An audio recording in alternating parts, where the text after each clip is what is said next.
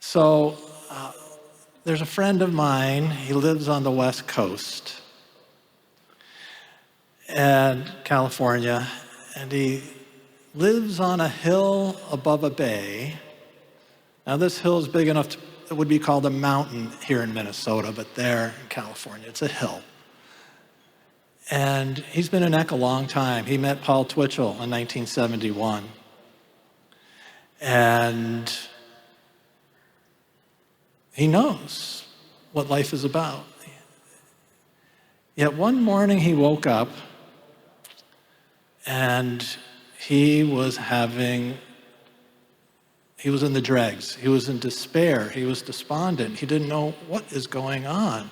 Where have I slipped to have fallen so far to feel like this, that life maybe is purposeless? What's going on?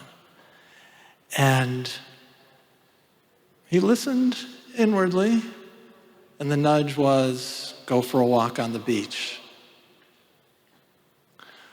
So he did.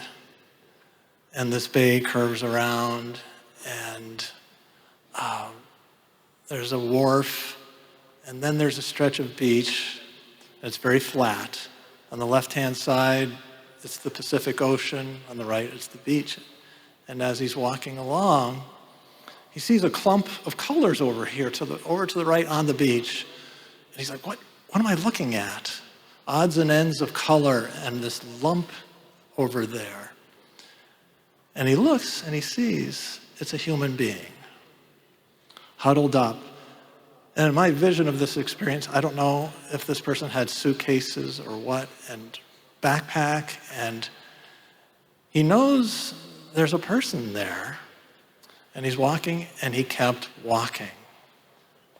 And the question in his mind was, should I go back? And the doubts came through of like, what can I possibly say to this person to help them? What can I possibly say? And there was this great uncertainty. Should I go back? And the inner voice of the Mahanta came to him to say, go back, go back.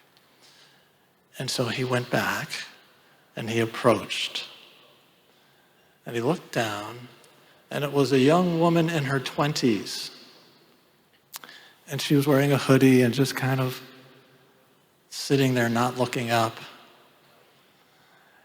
And he gently said, are you all right? And she just kind of nodded, yes. And but her eyes were down. And then she lifted her gaze to look into his eyes. And her eyes were these huge, incredible, beautiful eyes. They were just dramatic. And they were dramatic, perhaps, with drama and trauma. I asked my friend, what did you experience when you saw that look? And what might have been going through her mind? And it was, I'm lost. I don't know where to go. I don't know what to do. What do I do next?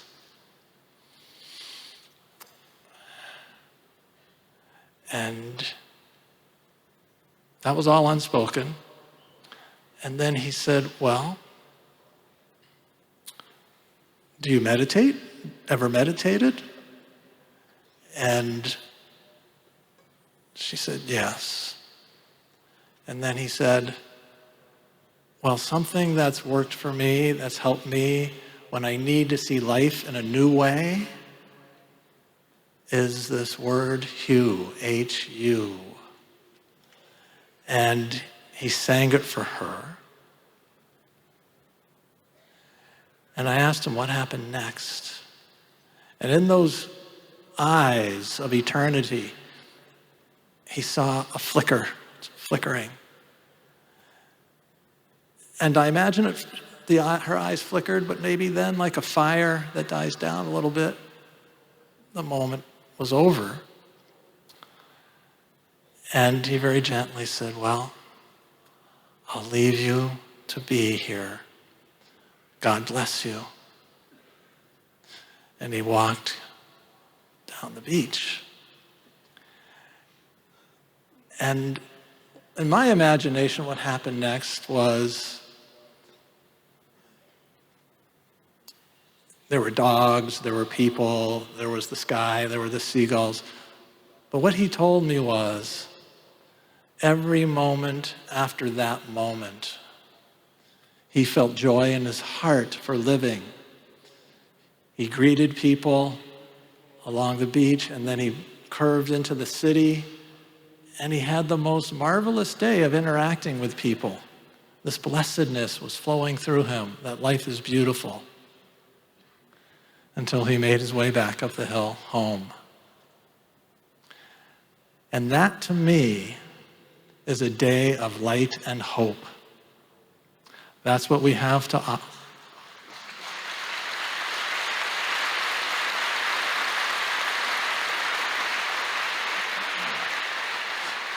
It started with a dark night of soul and became transcendent because he gave from his heart.